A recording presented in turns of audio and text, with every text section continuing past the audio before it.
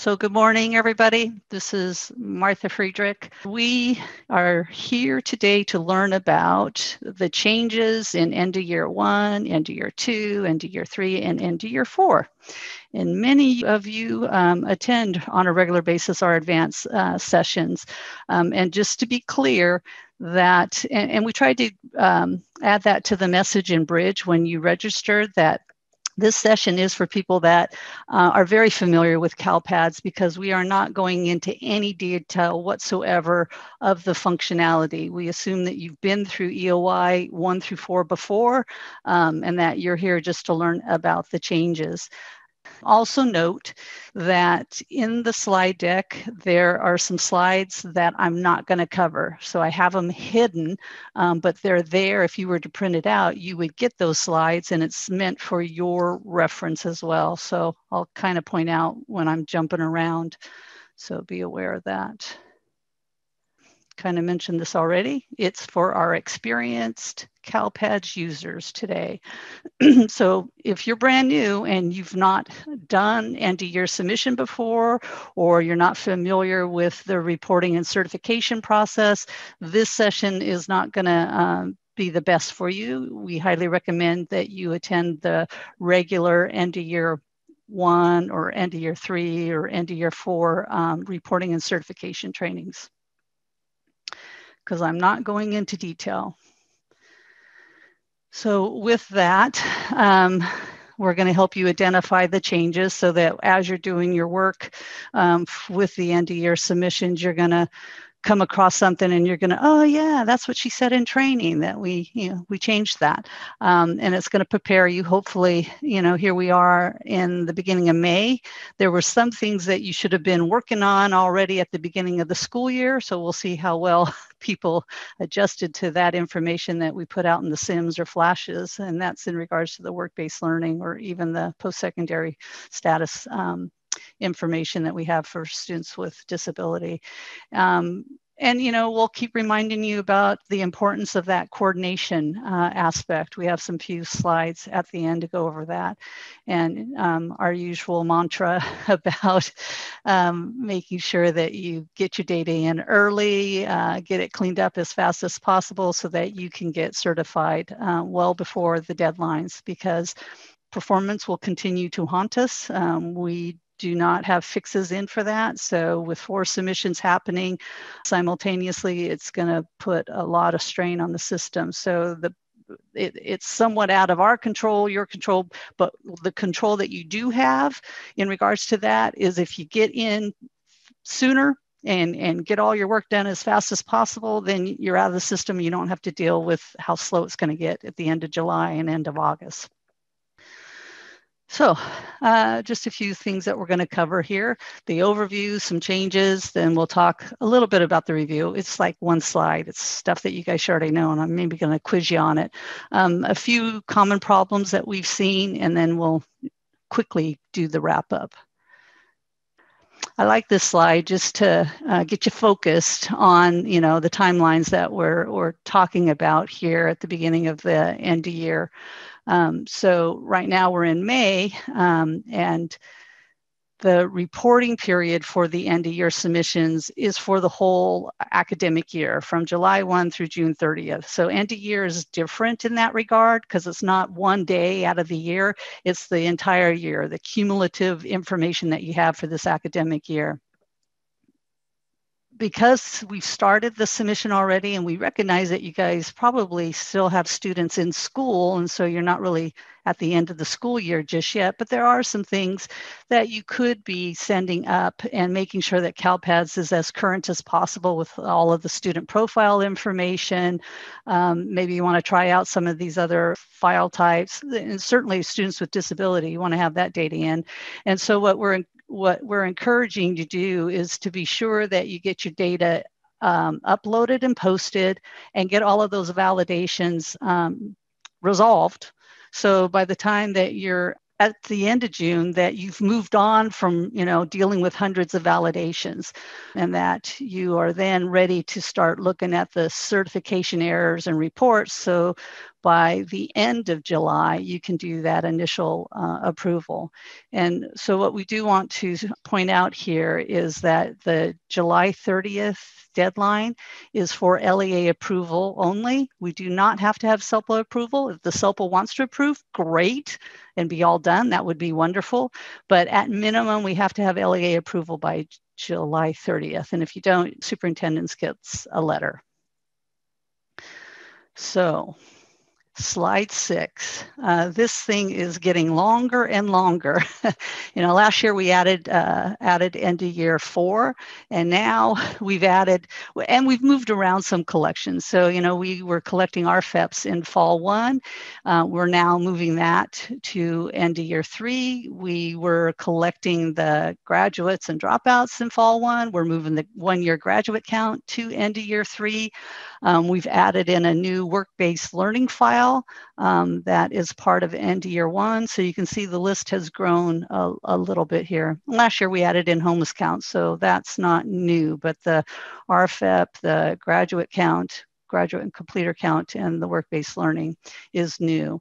And before I go into specific changes, this is what it looks like. It's, you got end of year 1 with the course completion, but out of course completion, we really want to pay attention to making sure that you're reporting your Carnegie units, that you are paying attention, and others in your organization are looking at students with the college credit. We often get tickets after the fact, wondering why the dashboard isn't reflecting something.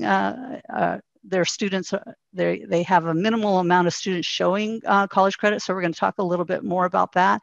And then the leadership military science course, that also is used in the dashboard under the CCI indicator. And then you have CTE participants and completers. And then we've added that work-based learning file type to the end of year 1 data collection. End of year 2 kind of stays the same. We've added in the RFEP and the grads to EOY 3, and then EOY 4 stays the same as from last year. So on this slide, slide 22, I wanted to take this opportunity since I introduced the work-based learning, and you guys are advanced users, so you've been paying attention to flashes, and you've been paying attention, you go to our biannual CalPads information meetings, the SIMs, and we've been talking about this file type for some time. We had some of these fields inside of the SENR and the SPED file format, but we took those elements out and we created a separate file just to collect the work-based learning. And so if you were to go into the code sets, and if you look up the code set of work-based learning type, you will see and I don't know how many there are, maybe there's 10, something like that you can choose from. And so hopefully you have been working on this all year long, because you don't want to wait till the very end to identify who are the students that satisfy those work-based learning types. So this is some key points on this collection, if you will. This being the first year that we're introducing it, even though we've had some of these elements in the SENR and the SPED before, the department wants to take a look at this data and determine, how they can make use of it. So there's an indicator on the dashboard, the College Career Readiness indicator, and there's a variety of things that are used on that indicator. And the state board is hoping to expand and bring more students into this indicator to show that they are prepared or almost prepared for, a career, if you will. And so this is our attempt to collect some additional information to help inform that indicator to, see if we have some more students that can qualify here. So that being said, this is our first year, not quite sure how it's going to look on the dashboard. So just be aware of that. Do the best that you can. We look forward to the future years for improvement. We'll, look back and see, hey, well, what didn't we do so well? What can we do better? Additionally, if you didn't catch some of the communications, a flash, I think, went out a few weeks back indicating that the work-based learning file, because it is a new file type, it requires additional roles. So you want to be sure that you've added these roles to your account and to any other individuals in your organization that's responsible for this data, either getting it in or maybe they need to see it. And so I do want to also mention that there is the work experience, work-based learning types that students with disability report out on. And so it's likely your SELPAs are going to want to take a look at this. And if they need to do the work-based learning extract, take a looking at the data, that they would need this role in order to download that information. So just keep that in mind. You want to be sure that you're talking with the SELPAs or your special ed coordinator to be aware if they have a desire and need to have access to that data. You'll have to update their accounts as well. On slide 27, I added this because, like I said, it's somewhat of high stakes when you think about end of year one, and it's a common question that people just don't fully grasp, and they pay attention too late. It's after the fact. And so we just want to bring it to your attention that there's two ways to get credit for college credit, if you will, in the CCI indicator. The CCI indicator in the technical guide, it usually identifies the business rules of what data do they use to calculate this indicator.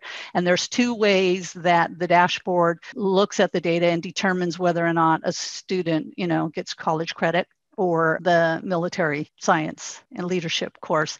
So either you are reporting students in these 11 course codes that start with the 9, but they all have a title in them of college credit. So that's one way, they'll count students as being with college credit. Or the other way is you're using the CTE course group, which is the 7,000 through 899 plus, it has to be plus the non-standard instructional level of 23 or 24. So if you have some students with CTE courses and you've added the non-standard instructional level of 23 or 24, that counts.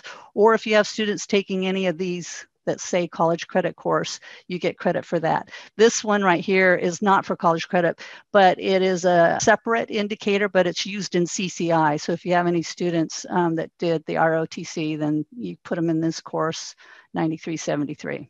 So hopefully that's clear for folks, and that will show you on when we're in end of year one and the reports, you'll see some filters that you can use to specifically look at students that may have taken any of these courses. And we're hoping that you guys are being proactive and really reviewing that data, and maybe not you, but somebody in your organization is verifying that, yeah, these are all the kids that had college credit courses, or yeah, these are the ones that had CTE plus the non-instructional level course of college credit, dual credit. So now on to the changes. So I'm jumping now. I'm on slide 41 of the latest version of the PowerPoint. So all the other slides are there for your reference because you're advanced users. Not going over that. When we get to the end, if you have questions on any of that, certainly raise your questions. So we start off first with the basics that, did anything change in our file format structure? And so, yes, of course, things did change because we added a brand new file type, which is work-based learning. And here are the key elements of what we are collecting. And so this field 21, 09, the work-based learning type code, that's where you go to the code sets and you look up all of your options of the various learning type codes. So hopefully your SIS has them built in. And then if you're choosing the internship, we need an ID to go with it. So there's some fields that you have to populate, and others are conditional based on what work-based learning type code you use. Some of these other fields will be conditional. Not going to go into that. You can look at the error list and you can go to the work-based learning tab. It's a brand new tab because whenever we add a new file type with a bunch of elements, we're going to try to ensure that we have quality data. So we add validations, edits on that data. And so the error list will give you the list of all of the validations and things that we're looking for. Slide 44, still a little bit more with the CFS, the file type. So in the CFS, you know, there's some narrative on it if you get the Word document on the work-based learning file, but also we've updated the SINC file type to indicate that we've added the local ID to the operational key for the SINC file. And we're hoping that's going to cut down on the orphan records that we experienced last year. So just be aware the incident local ID, while you've been giving it to us, we weren't using it as an operational key. So now it will be part of the key. And then in the CFS, we've updated the SCTE file to show that the pathway academic year ID is going to be required. So it gets documented in the CFS, and then we also add those actual validations into the error list. But before we go there, we're going to talk about extracts. So we are going to make some additional additions to the supporting report extracts. This is something new, and I'm hoping you guys have been taking advantage of it. The LEAs that are very large, oftentimes those detailed supporting reports can be very big, especially with the Fall 2 course data. I'm trying to think, and we have many of those in end of year that, you know, there are a lot of detailed data.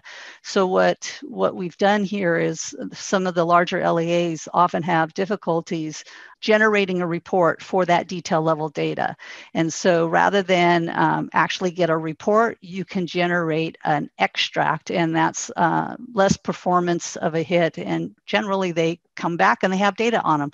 So what we plan to do in end of year 4 is, I believe it's the 16.3 that we want to have out there. It's not built yet, it's coming, so that's why it's in progress, but that's the latest item that we're going to be adding to the supporting report extracts, is adding some of the SELPA reports. The user interface, whenever we add a new file, of course, with all of the elements in online maintenance, we have the container and then the fields that can be populated. So that's what this section is about. Also, the fact that it's a new file type, you have to be able to upload it. So initially, you know, we had the roles available, but the file itself wasn't ready for you guys to use. So if you go to the file submission upload page, and you are ready to now upload the work-based learning file, and it's not in that dropdown, it's likely because you don't have the role. So be aware, it should be in the dropdown if you have the role for work-based learning WBLR edit. And then once you upload the file, you need to be able to look at the submission details. So we've added the file type there. Help resources, as we've made changes to CalPads, we try to keep the user manual updated. So we list that out as something that has changed. So if you have, you know, questions, the user manual is an awesome document. It provides you guys a lot of information, and that can speed up getting answers, that you have another resource to go to instead of just the service desk. Slide 45, we're still on end of year 1. And here's the other big change in that we're no longer collecting concentrator data. It's either you're a participant or you're a completer. And in doing that, by only collecting the completer data instead of just concentrators, that's why the SCTE file type was changed. And with that change, then we had to make some adjustments to some validation roles. So if you're going to be reporting a completer, you always have to use the SCTE file, and that pathway academic ID year has to be populated. If you leave it blank, you're going to get an error because we don't want to collect data on concentrators. So you have to always have it populated, and that indicates they are a completer. If it's not populated and they're not a completer, that student should not be in the extract. And SIS vendors are aware that we made that change. So hopefully when you push the button to generate your SCTE extract, they are not putting any concentrator students into that file, because that's the big change. Check out Flash 183. Slide 46. Now we're getting into the validations. So most of these are, we're either tightening up the validation or we've noticed that we've gotten some bad data. So we're just trying to improve the quality of data in CalPAD. So the SIMF validations 0551 through 555, they're warnings, but it's to let you know that if you're going to put some data in one of those Guardian fields, then all of the fields for the Guardian has to be populated. That's basically what these errors are saying. And you do want to pay attention and have complete data. So even though it's a warning, you should be questioning, why do I have partial information in my Guardian data? Go back to the SIS and get that worked on. SENR 556.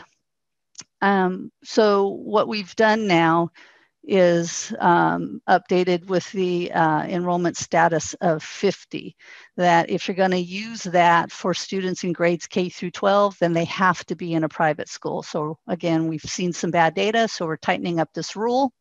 The CELA 323 is a warning. And what we've done here is, we had it was pretty tight and we realized we needed to relax it a little bit. So we've taken, the trigger's not going to be looking at reason code 4, which is an ineligible student. So that's the addition. And usually under the modified is we've tried to narrow our scope of the trigger. It may have, we cast a big net and we're catching the wrong students in that net. And so we want to be more specific of what we're looking at.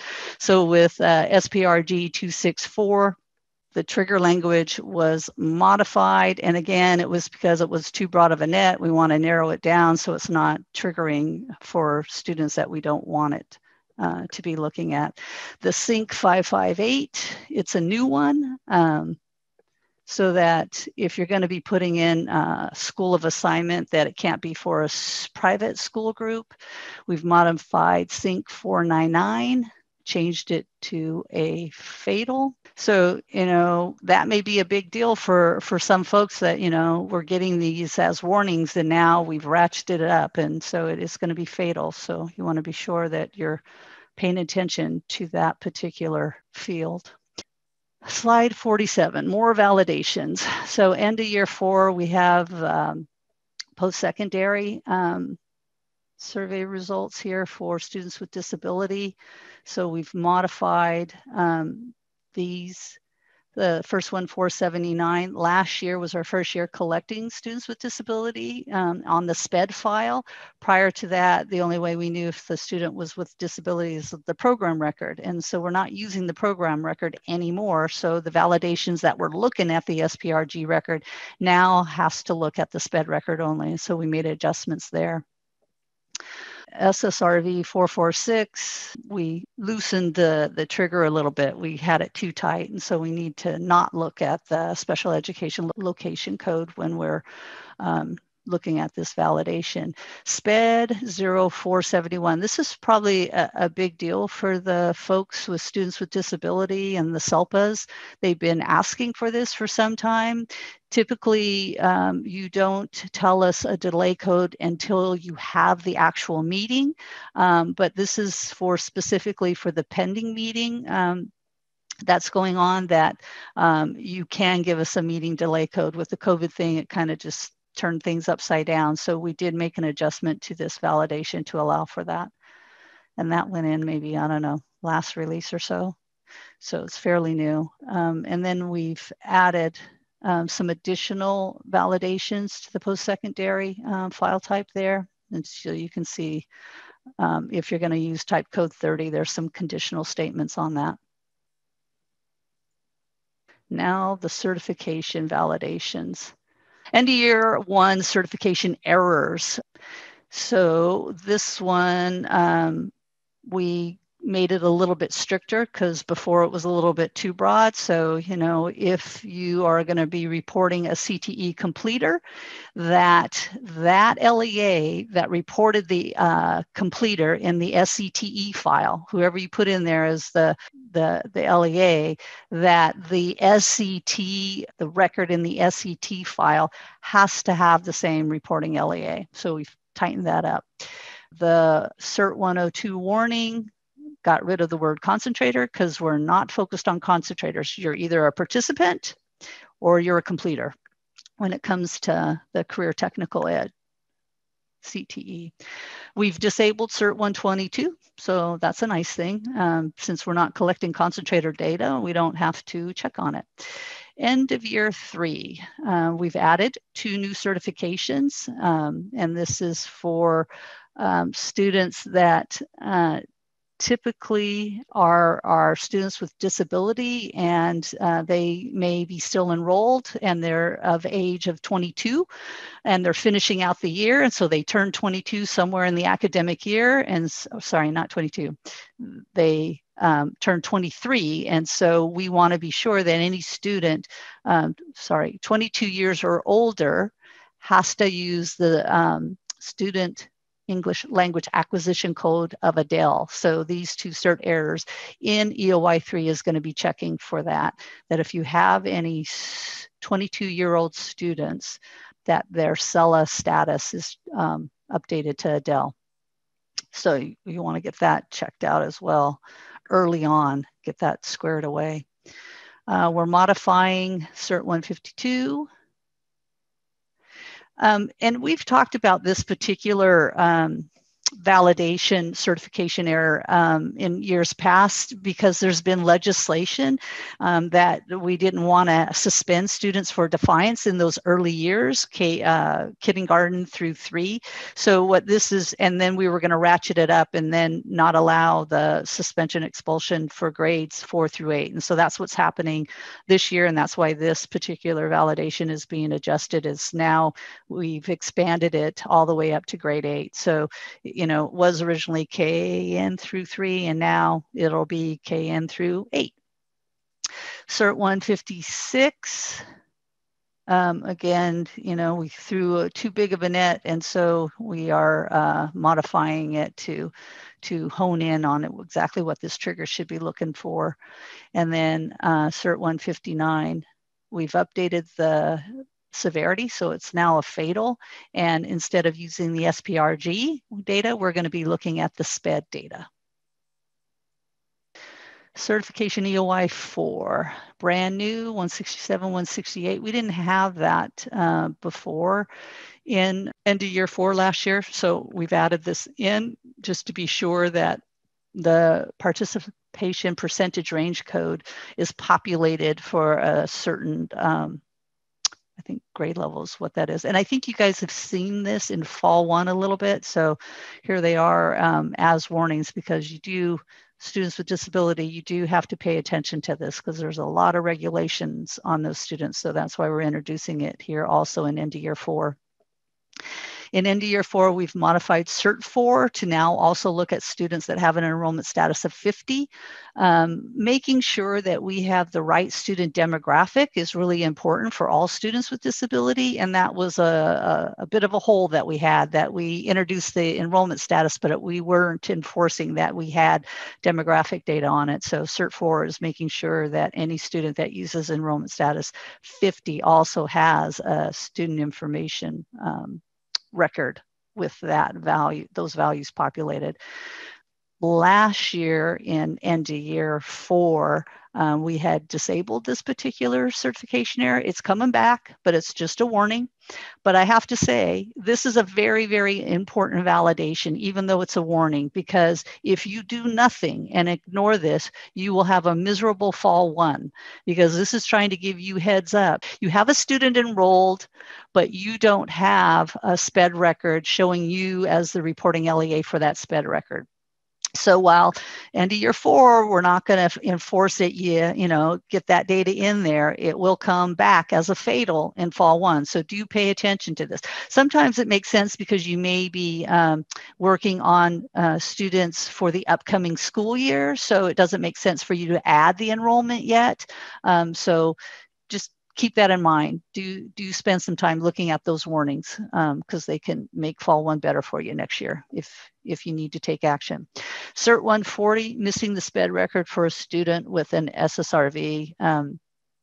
Again, you know, what we see at the end of the school year, a lot of this movement and getting prepared for the next year. So what we learned from last year is that we had too tight of a net, and we were bringing in kids that we really shouldn't have been triggering on. So we made the adjustment there in that regard. Similar to 141, kind of updated the name, the validation name and the logic, and then CERT160 and another fatal.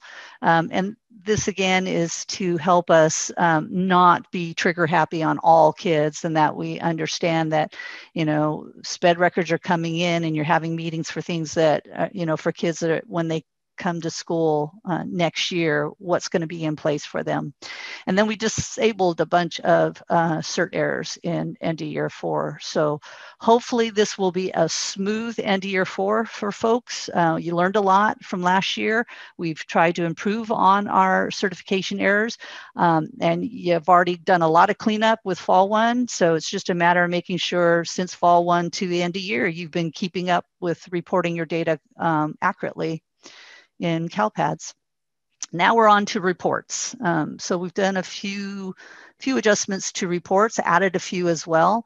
So with end of year 1, because we are now collecting the work-based learning data, we created brand new reports for that information. They're the 18.1 and 18.2, 18.1 the aggregate, 18.2 the detail, and we hope to have also the county authorizing report of 18.1. And then because we're no longer doing concentrators and completers, it was just easier to create a new report 3.19 just for the CTE completers. And then we've modified or reactivated the 314. Again, you know, it's about the participants and we're not distinguishing between the concentrators. So we have 314, 315. Also the county authorizing that report. I think we kind of disabled it, but it's coming back and it's been modified then to just look at all participants, not just the concentrators. 311 is going to be a really important report as you want to dig deep and see what kind of courses that the students have completed. And so in addition to using that report for like the college credit stuff, 310 and 311, we've also added 2 columns to this report. So that students with disability, you can see what courses they've completed and then what disability that they have. And it's not just their primary disability, but it's also their secondary disability that was added to that report. And then we disabled the 317, 318 because it's not about non-concentrators, it's about participants, which are now in the 314, 315. End of year 3, added a few reports because we've added the RFEPs and we added the 1-year grads. So RFEPs are now a new report 2.16, 2.17. And in addition to having collecting this data at the end of the school year, we're also collecting the reporting window. When we did the aggregate counts in fall 1, the report period was the day after the previous census day to census day. So a whole nother time frame. This report 2.16 and 2.17 that's in end of year 3 is looking at the end of year 3 reporting window, July 1 through June 30th.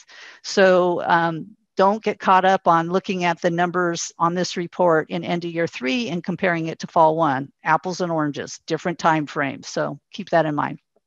But it's very important to look at this data because this is what's going to be used in the dashboard going forward, not the fall 1 counts. 1-year grad and completers added 2 new reports, the aggregate and the detail, 122, 123. This is also very important for you guys to pay attention to. It's no longer going to be reported in fall 1. And at the same time that we're running end of year 3 and we have the 1-year grad, we also have the cohort reports. Don't expect the grad count on the 1-year grad to match the cohort because there's reasons why the counts can be off, that we're not just counting the students that are in the cohort. It looks beyond that. It's just anybody that graduated that year. New ELAS column on 1.22. So the cumulative enrollment, we added that column, and then we also put it on the county authorizing report. The E155s, if a student has been RFEP'd, but they have an exit code of E155, we'll still count them on these reports. And then in EOY 3, what we also did with we call them SELPA reports, but they're the reports that have students with disability. We've added the revision ID. I think it's the seclusion restraint report. We've added the revision ID and date. They're actual columns on that report, so that there's more visibility to the SELPAs as to when that data was generated, as of what point in time. EOY 4 reports. So we've also will be adding, this is in progress, they're not there yet, even though we started into year 4, we are going to be adding 2 reports. 16.9 is the aggregate, 16.10 is the detail, and it's in regards to students with disability, their program exit information. So, it should be, I want to say next week when we do the next release, but if not, then definitely by the end of the month. So, by the time we get into June and you would have ended your school year, you will see these reports in the end of year 4 submission.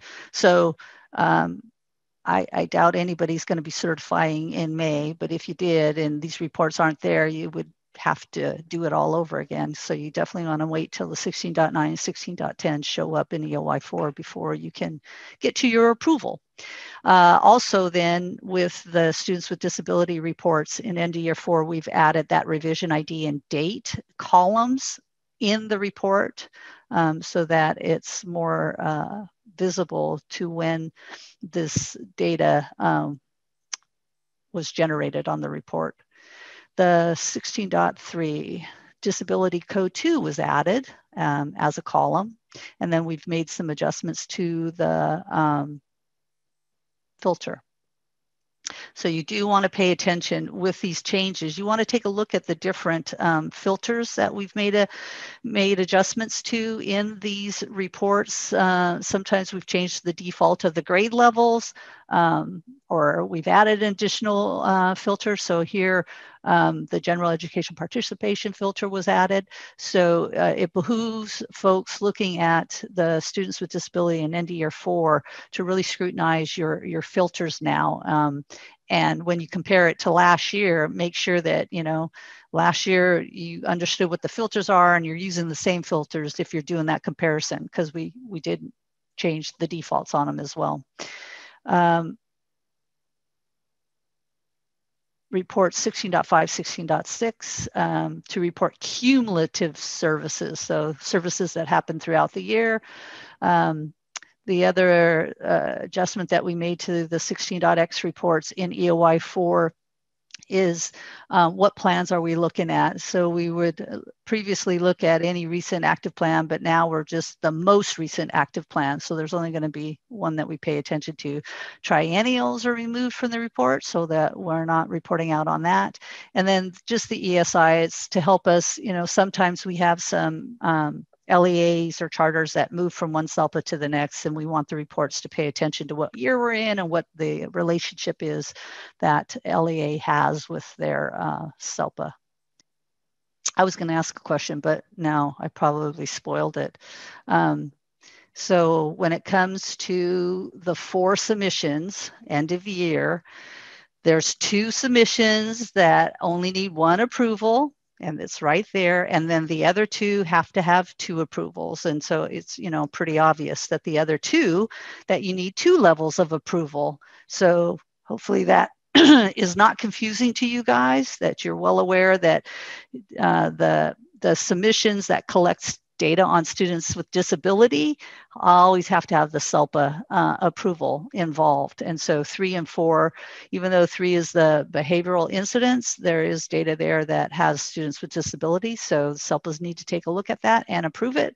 And then EOY 4 is all about students with disability. So 2 levels are needed. EOY 1 and 2, only 1 level. Common problems. But you guys are advanced users, so I am hoping that you don't come across this very often, that you guys know what to look for and have updated your local practices to be sure that you're auditing for this kind of thing, that all of your students have a ELAS status to them. So, and if not, then you are going to get a CERT CERT067. And I guess it could happen, you know, the kids come to you mid-year, and if they came to you and they were never in California before, you might not have thought to, oh, I have to, you know, find out if they're an English learner or if they need to be tested, or are they an English only, what's going on with this kid.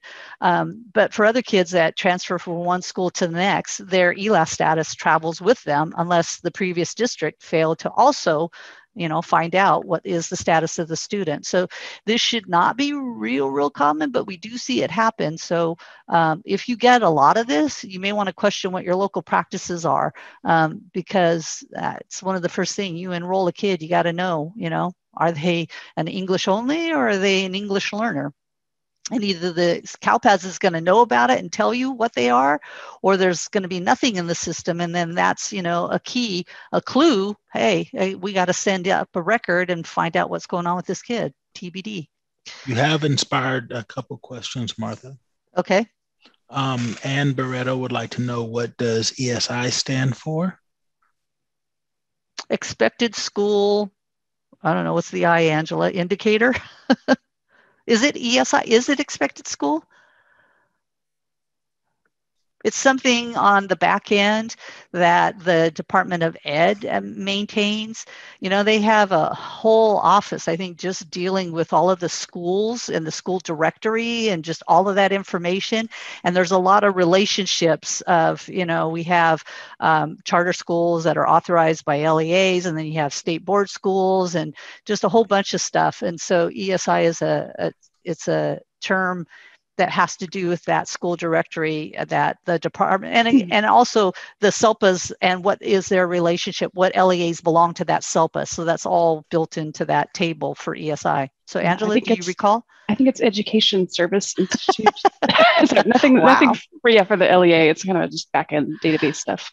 Well, I was way off. Education Services institution, something like that. Yeah, it's not intuitive at all. That's why we call it ESI.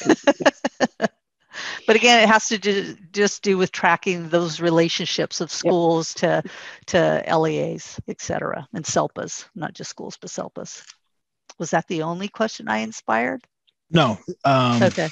And then Diana Zuninga would like to know, how would I handle end-of-year reporting if my district extended the school year? Not all students will be participating. I am wondering what exit date to use since not all students will be participating. Very good question, Diana. I think what you're alluding to is we have a situation where school's going to end, let's say in the middle of June.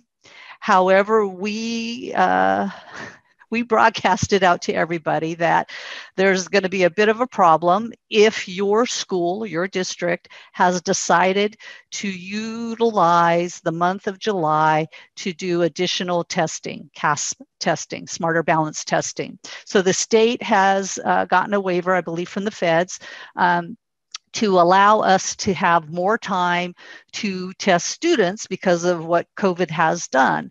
And so there may be some schools, some school districts that are going to opt to utilize that window of time. But then we have a problem with the registration system, TOMS. So TOMS gets its information from CalPAS. And if a student has been exited from a school or an LEA, then that student isn't going to be flagged as being able to test. So what we're asking folks to do when it comes to exiting kids at the end of the school year, to have a conversation and find out, is your school going to participate in that extended testing window?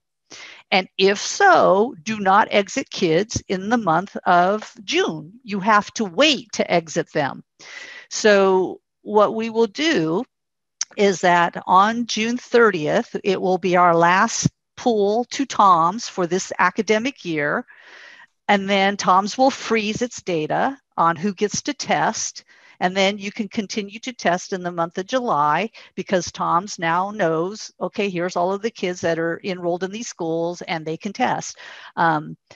In July, then you can start exiting your students in CalPads, and then your reports will reflect, okay, and the error that says you still have students enrolled, that will be resolved come July when you actually update CalPads with your exits. I'm hoping that answered your question, Diana.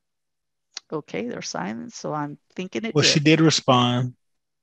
It says, no, no, we will be participating in the extended testing window, but your explanation did help with my question. Our last day of extended school year is June 25th. Okay, all right. Well, I'm glad it helped kind of, and I was off the mark on that. There's a question about the SELPA approval not being needed for July 30th. I think Karen just doesn't believe you. It sounds off. I think I misunderstood what you meant in the beginning. Can you clarify? So typically, an LEA is not certified unless you have both approvals. You have the LEA approval and the SELPA approval, and then your submission is certified. What we're saying for that July 30th window, that if you are LEA approved, that's enough. That's an indication to the department that you're on track, and we're satisfied that you have LEA approval by July 30th. You don't have to have SELPA approval for EOY 3 or EOY 4 on July 30th, but you have to have that initial LEA approval. That's what we're going to be looking for. We'll probably set out another communication so that we state it again in writing. I think we've done it somewhere else, but it's been in a previous flash, but people get confused. One of the reasons is we're not going to take the data on July 30th and do anything with it. If we were to have done something like, do a private preview, or we may have required the SELPA approval, but it's our milestone to be sure that LEAs are on track, and the department will start kind of looking at that data. So we do need to have it as complete as possible. And so that's why we need the LEA approval on July 30th, but not necessarily the SELPA. But again, if the SELPA wants to approve, that's okay. So hopefully that cleared that one up. It did. It's kind of similar to what we did in Fall 1. In Fall 1, the December deadline, we didn't require SELPA approval because we just knew a lot of LEAs were going to go back and make amendments. So we were satisfied with just that initial approval, the LEA approval. Okay, so I can go on, or are there more questions I have to clear up? Okay, so slide 58, CERT127. Okay, discipline data. This one catches a lot of people off guard.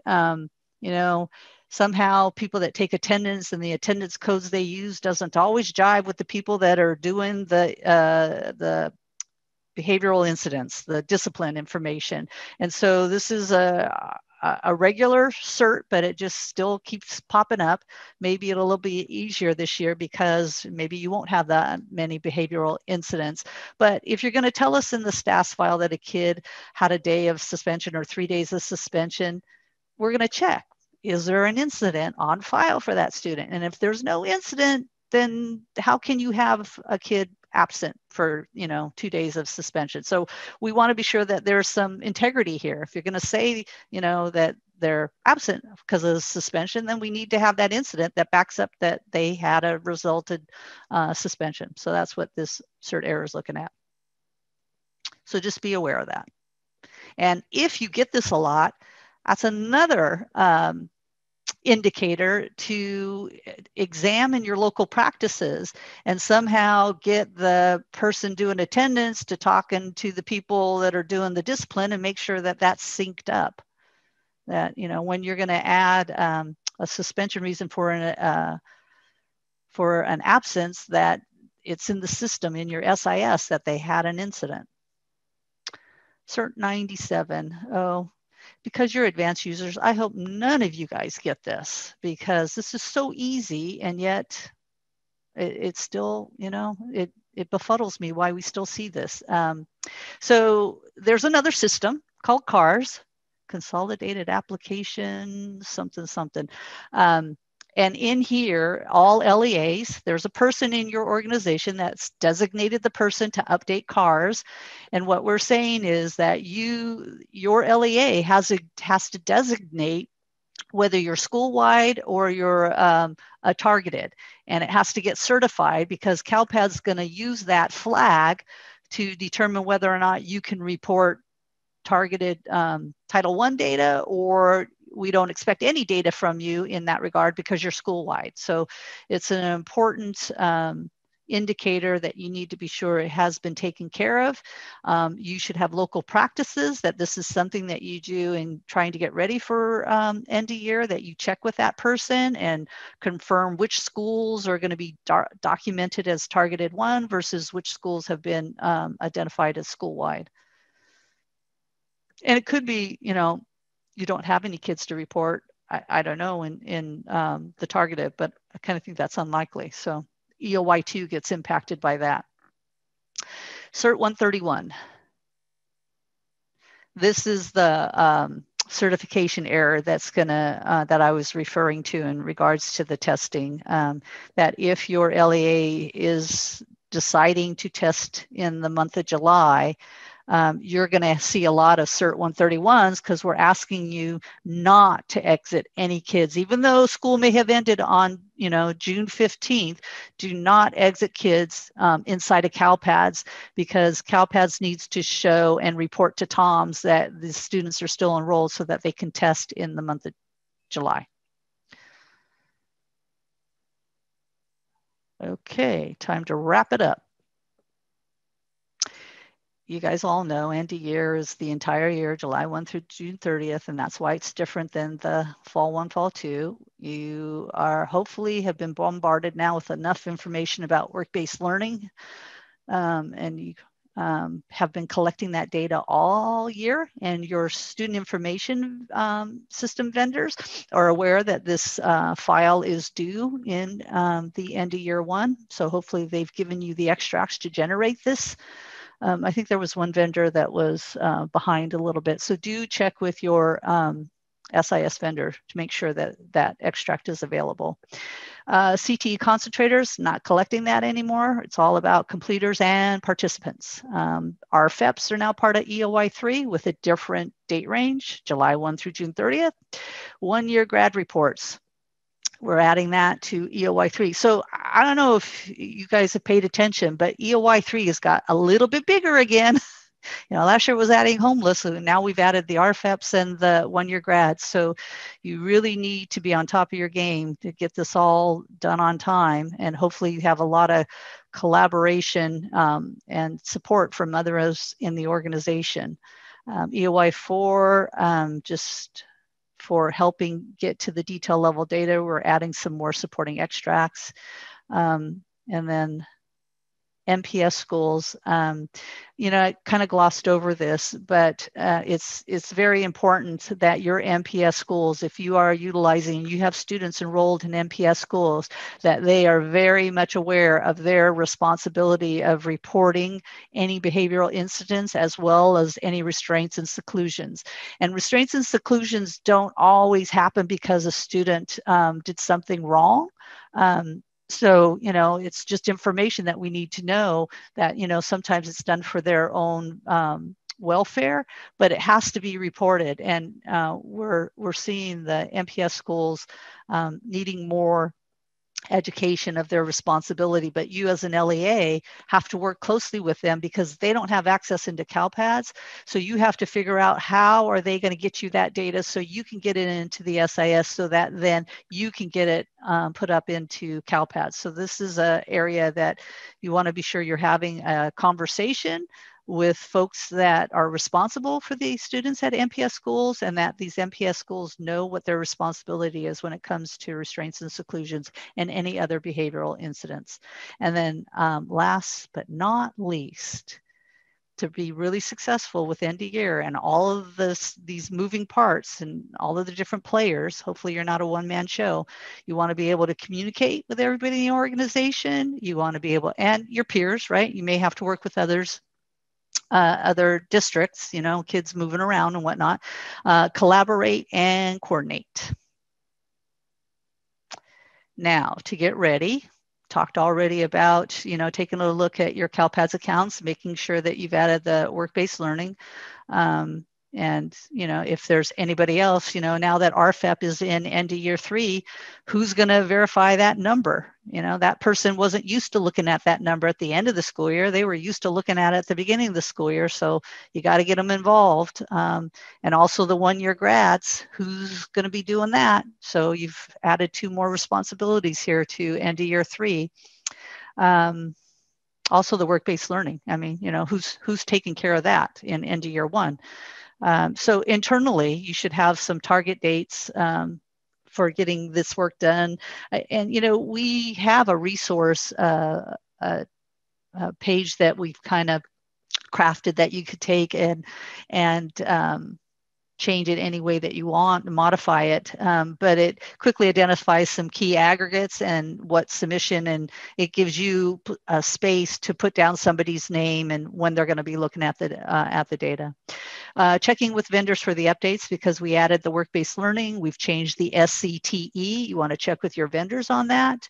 I don't think we've done much to the SPED and the service file. So I think we're okay with our student special education data system vendors. Milestones from now through May 30th. Population. You know, you may have to finish your population into June, but, you know, to stay on top of stuff, you want to get that data as fast as you can into CalPADS and get those validations resolved or reconciled, which then gives you plenty of time in June to start focusing on certification errors and the anomalies, start looking at the reports. And then, you know, if you had to wait till July 1st to exit everybody, then you get another set of reports and you see what's going on there. And then you have the middle of July, up to the middle of July, to have people looking at the reports and fine-tuning those aggregates. And then you're on track to get certified by July 30th. And then EOY 3 and 4 will require a SELPA approval in August. The August 28th, you gotta get the SELPA approval. And then if you're successful in getting approval by July 30th, then you have the whole month of August to do amendments. And I know it gets crazy because then school starts up, and then the counselor that left, you know, in June wasn't around to check on things in July. So now you have to, you know, bring them into the loop in August. So, but hopefully the bulk of the work is in and you won't get frustrated with performance because of that. And we will congratulate you. So, we get this question a lot about, okay, there's 4 submissions. Do I have to do them in that order? 1, 2, 3, and 4. And the answer is no. Not everybody has to do end of year 1. That's for grades 7 through 12. 7 and 8, grades 7 and 8 are optional, but if you have them, you want to give them to them. If they are departmentalized, you can. But it's really focused on grades 9 through 12. So if you don't have grades 9 through 12, you don't have to worry about end of year 1 at all. But end of year 2, everybody has to certify that. And that may be a real easy one. And then you have end of year 3 and 4.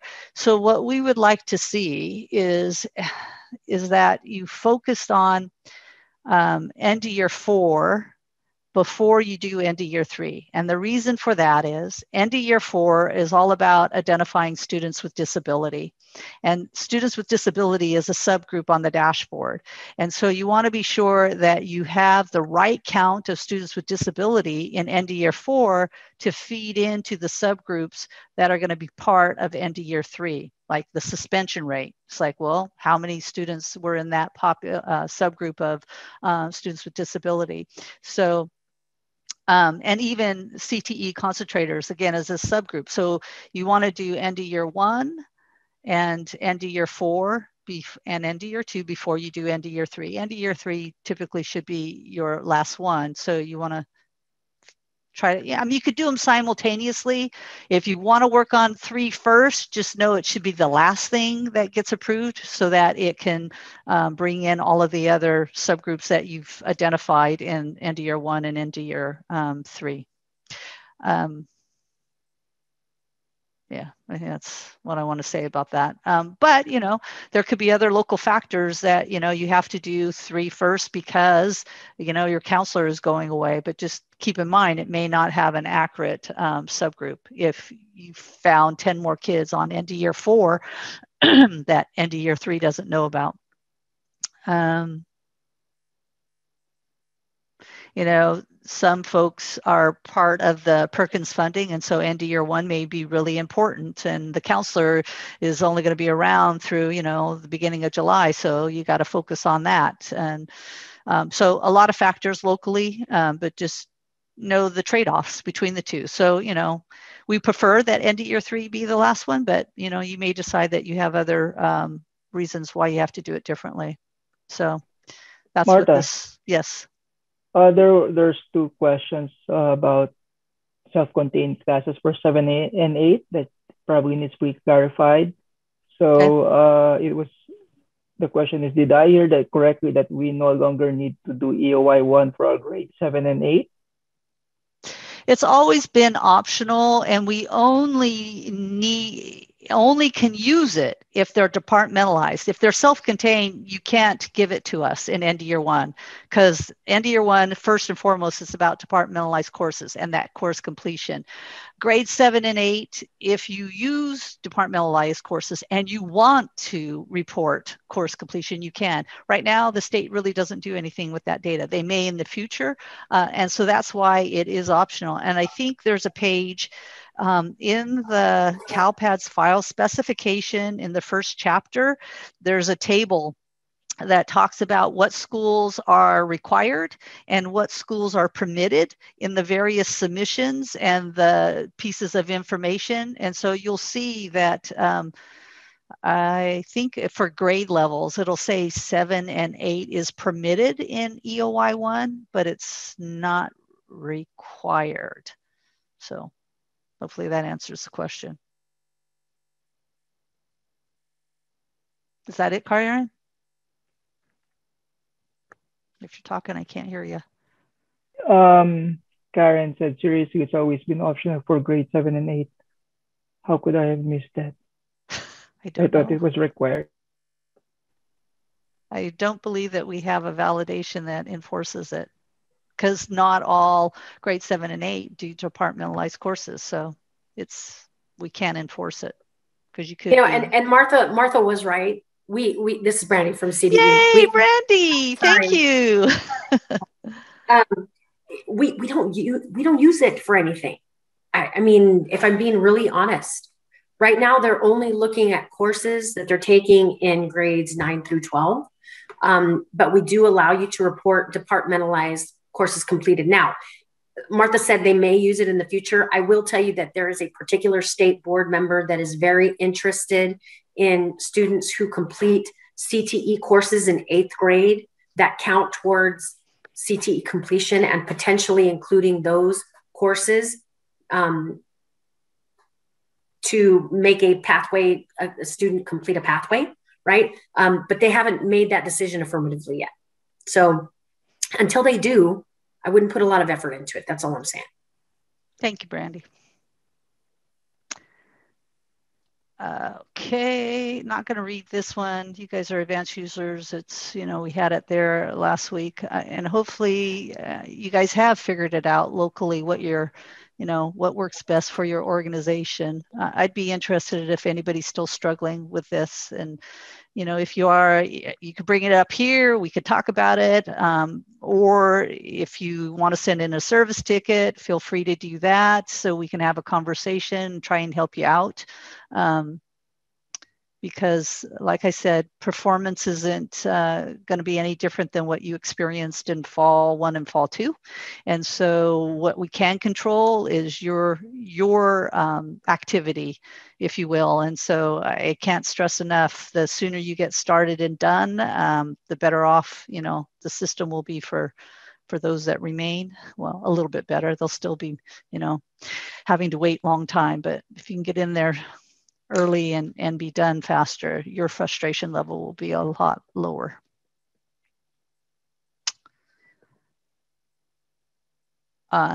another factor in, strategizing of what you do first.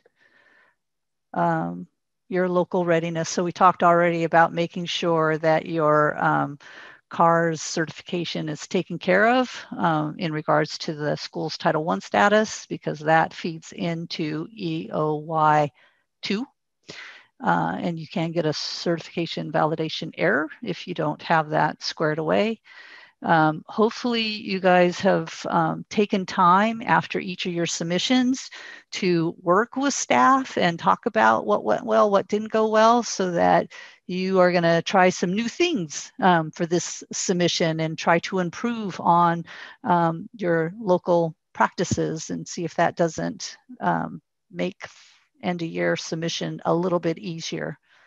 And I'd be interested if anybody has come up with something that they're going to do different, if you don't mind sharing, because your peers can learn from you guys. Where was your pain point and what were you successful, or what are you attempting to do to alleviate that pain point? So I have any takers? Anybody want to volunteer and share?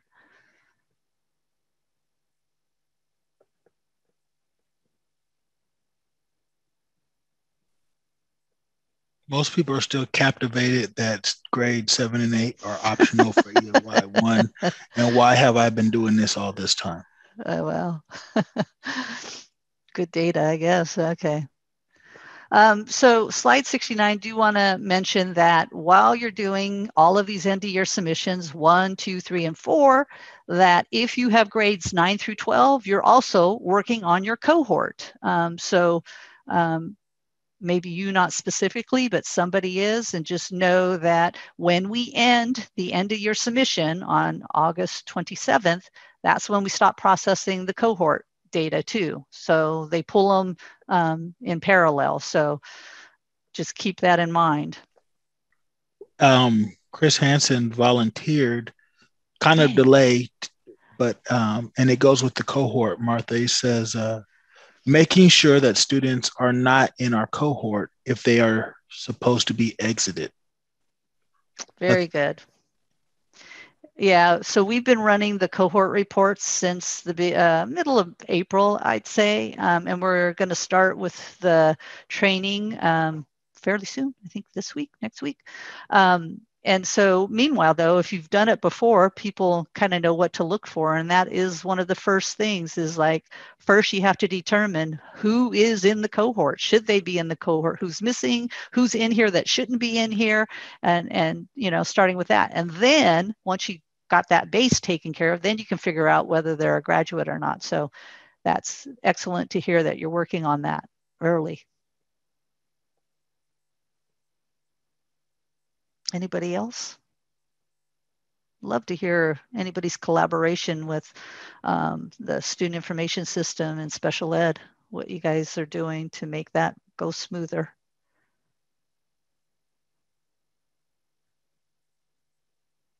I guess it's just going to be perfect then, huh? That's what I'm hoping for. Okay, here's our resources. You guys are advanced users. You're well-versed in all of this. So I'm not going to go over that. Here's our contact info. We really love it if you use the form. It just makes our job a little bit easier, because even when you send in an email, we have to do some translation of some things. So not all of the fields are populated for us. So this is the best way, fastest way. You get your ticket in and we can take action on it. This one a little bit slower. This one's even longer because we don't respond at the end of the day. We go check out what kind of messages we've gotten. This was our training sequence. Just you guys are advanced users. You're well-versed in all of these opportunities to learn. And then here's our survey. So want to be sure you take time to answer the survey because we do want to hear back from you. We take a look at your comments and we try to make adjustments to our training so it's meeting your needs. So please do that. And before I open it up for all of you guys, Brandy, I have a question for you in regards to the work-based learning and students that are in transition. So let's say maybe they're in 12th grade and this is their third year in the 12th grade and they completed a work-based learning type. Are those students to be reported? Yes. Okay. Yeah, because remember, they're reported now. Once they go past being fifth-year grads, remember that those students are usually, then you're looking at having them included in maybe the DAS one-year rate. And so generating the career college indicator for students that exit from a DAS school, they're going to be looking at any of those programs over, I believe, a 5-year period for those students. Okay. So it's not just for your regular grades, you know, or students that are in 12th grade and then you're done with it. That's what I thought. Just wanted to hear you say it to everybody. No problem.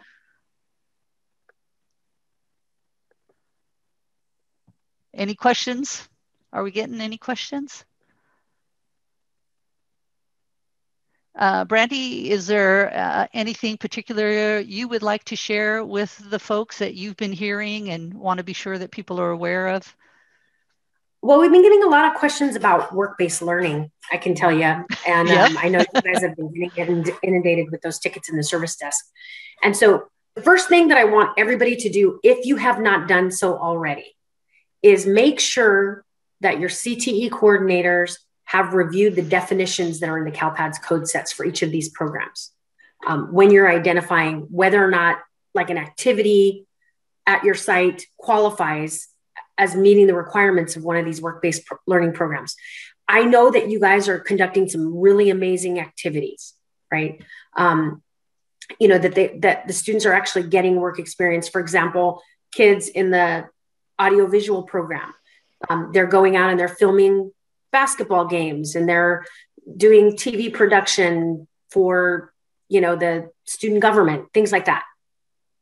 But do those qualify as one of these programs? The criteria for reporting a student as having either completed one of these programs or participating in internship, student-led enterprise, or simulated work-based learning is dependent on whether or not they meet the criteria as defined in the CalPADS code sets. And so you really have to take a look at those before you start sending in questions about whether or not this program qualifies. Because even though a lot of you are running these really great programs, they don't meet the criteria. Let's see. So Yesenia says, if we have CTE intro level courses in grades 7 through 8, should we continue to report course completion for these courses for Perkins CTIG purposes? Right now, Yesenia, they're not including those as part of the pathway requirements, right?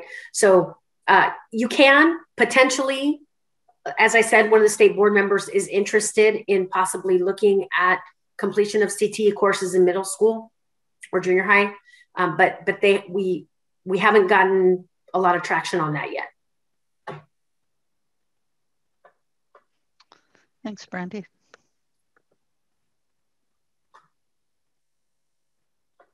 You guys are a very quiet crowd.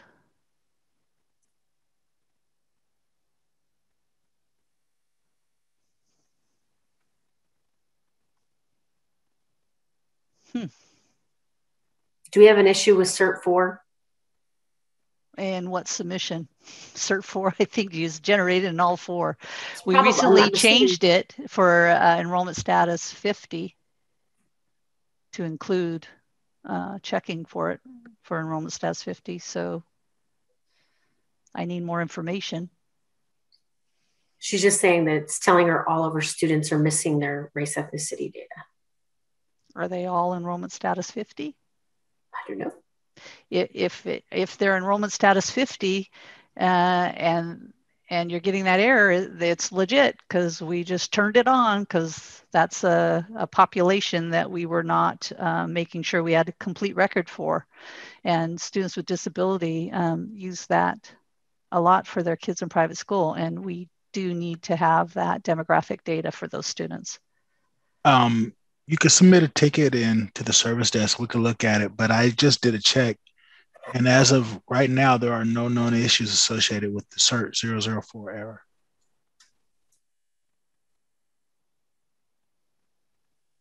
So do tell us what submission is happening in. If it's happening in end of year 4, then we can quickly look to see what the enrollment status is of those students. And your LEA, I think we can go even look at your CERT errors. Chris Hollins is asking about the SSID extract file change. That's going on the 14th. The 14th? What month? May. Yeah, I checked with Meredith. So it's the change to use the enrollment start dates. Isn't that our next release, which is next Tuesday? Yeah. That's not the 14th. Oh, well, it's not the May 18th. Sorry. Yeah. 18th. Thank you. Yeah. Sorry about that. Thank you. It's like, I don't think we're doing a patch on that. So next release, next Tuesday.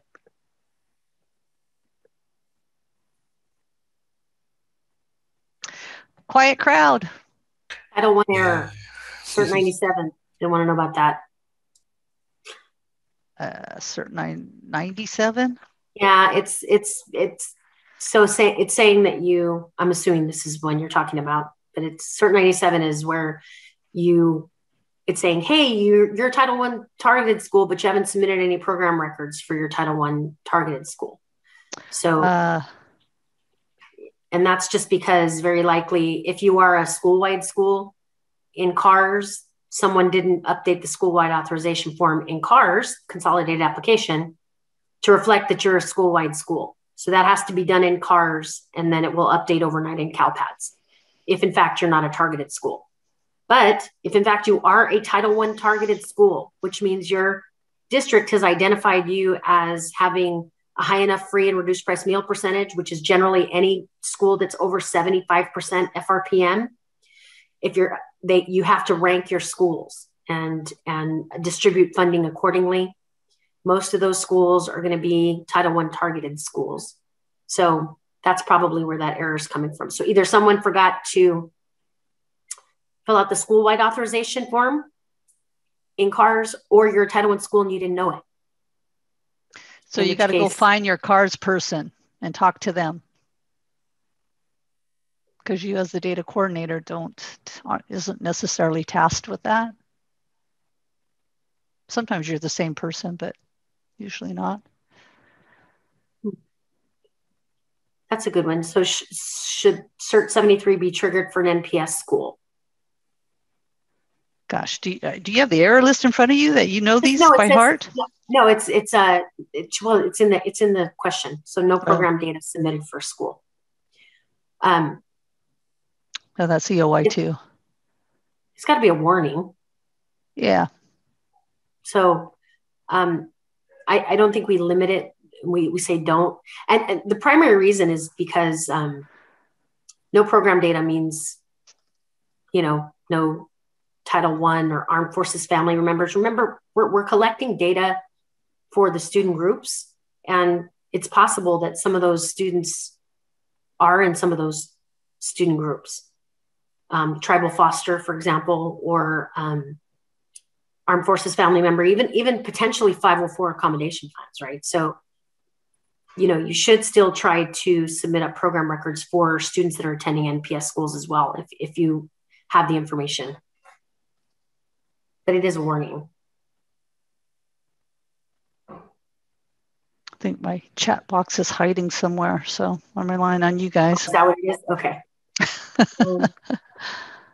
So just wanted to double check. So we're no longer required to report pathway concentrators, so we can ask our CTE staff not to mark a pathway for concentrators. So the one thing I wanted to say about that is, even though we're not collecting concentrator information at a state level, it doesn't mean you shouldn't do it locally. It's really important to continue doing it locally, because that's how you identify kids that could potentially become completers and benefit your career college indicator. So you still need to continue to do that locally in your student information system. It's just those data are not getting reported up to the state. Thank you for clarifying that, Brandy. No problem. Well, there's lots of questions here now. Goodness. I opened up the floodgates. Okay, I'm assuming someone's going to repost the PowerPoint link. They're asking for that in the chat. Wait, though. You guys are advanced users. All of you guys should know that you can go find it on our resource page. Because that's where all of our... I'm too what? Because that's where we put... Karen Lalonde, she's in trouble. She was the one who was asking for it. Well, it's been reposted, so... Yeah, on our resource page as well as inside a bridge. Right, Marshall? That is correct. It's always there. You can always find them there. So CERT 99, do we ignore these warnings if we're not sending files for course completion for 7th and 8th graders? And I don't know what CERT 99 is, but... No student course completion data submitted. Yeah. That's a warning. Yeah. Remember, it's just permitted, because even sites that serve 7th, 8th graders that have like self-contained courses, they get those warnings. So yes, you can ignore it. The 2019 Dashboard Technical Guide, that's the most current one that's listed on the CDE website. Is that correct? Isn't that correct? Yes. Okay. Because we did not have a dashboard in 2020. I think we're going to have one in 2021, right, Brandy? Just may not have the comparison because we didn't have any data for 2020. They are going to display your data on the dashboard. It's just, you're just not going to generate any performance indicators, meaning the colors. Right, you're not going to get the colors, because in order to generate a color, they have to compare at least 2 years of data. And so because they're not going to be doing that, you're not going to get the colors, but they're going to display your data sort of in graphs and charts and things like that. Kim's asking about the CERT 97 error again. And this is the one I just talked about, where it's... CARS is identifying your school as a targeted Title I school. And if you're a targeted Title I school, you're required to submit program records for your students. But if you know that your school is a school-wide school, you have to talk to your CARS coordinator, because they have to change data in CARS to get that school identified as a school-wide school. Once that's done, then CERT 97 will go away. So when you think about CERT 97, it can go in two directions. Either you're missing some data because you are a targeted one school and you just haven't uploaded that data, or that school should not be identified as targeted one. And then that's when you have to get things changed to make the error go away. So you have to first ask that question. Should it be targeted one or should it not be? Right. And do we have any information, or have we put out any communication about the SSID extract change other than what we did in the SIM? I think it's in the SIM, right? In a slide. I thought we drafted it, Angela, didn't we? It is on its SIM, but I thought we also put some communication out of the change. Angela, you still there? Angela and her team is at the cohort practice. Oh, okay. So anybody recall some of the latest flashes? Because I thought we did talk about some upcoming changes. And if we didn't, I don't think we put out a formal communication about this one in particular. I don't know if we did. I think that Angela and I drafted something, so maybe it's waiting to go out. I thought we did, but there's always been so many changes. It gets just mushed together with other things. We are doing at our County Office of Education user group this afternoon. So we will be disseminating some of this information to your counties, who will very likely be passing it on to you. So you will probably get it through your County Office of Education user group representative as well. When will the reports that are pending be available, like the 16.9? 10, either on Tuesday or the following release. So it puts us at the end of the May. So I'm hoping for sure by the month of June. I think we're trying to target the 16.9 and 16.10 next Tuesday, but I can't say for sure. So if it's not there on Tuesday, then it'll be in the next release. Okay, so since we are now reporting RFEPs in end of year, any tip on how we can review the spring summative results for students who are reclassified, since the time frame to do so is shorter than before, where we have to until fall 1 of the following year to report it? Good question. Changing your local practices, because you got to report it now, you know, for end of year. So any thoughts there, Brandy? I mean, the later you test those kids, but reclassifying isn't always based on test scores, right? It helps, but there could be. It's not only based on test score. It's based on not only, there's each district has its own reclassification process, and student scoring high enough on the summative assessment is one, but also the parent has to consent to the reclassification. That's the other really important thing, and that's really key. So the reclassification date is always going to be the date that the parent consents to the reclassification. And so you'll have to look at students who are eligible for reclassification. Your EL coordinators will have to do that. And then each district, because it has its own reclassification criteria, okay, it's not solely the scores, should start doing that now for any student that's taken the summative and scored high enough so that they can be reclassified before June 30th, if you want them reported in this year. But there isn't anything wrong with just reporting them in the next academic year if you can't get parent consent until after June 30th. But this certainly, Brandy, I think just what you explained, you know, I think that would be helpful if we documented it as well, just to show that, you know, your local practice are now have to be modified to adjust to this new collection at the end of the year. Right, yeah, I agree. Probably need a FAQ. Or added in the checklist that Nancy started down in San Diego, just to, you know, gather up that information early enough. And Chris, the ASVAB training is being transcribed. Takes a little longer when we're posting it on the department's website because it has to meet accessibility, 508 accessibility requirements, and one of those is a required transcription. So that is being done, and hopefully will be posted within the next week or so.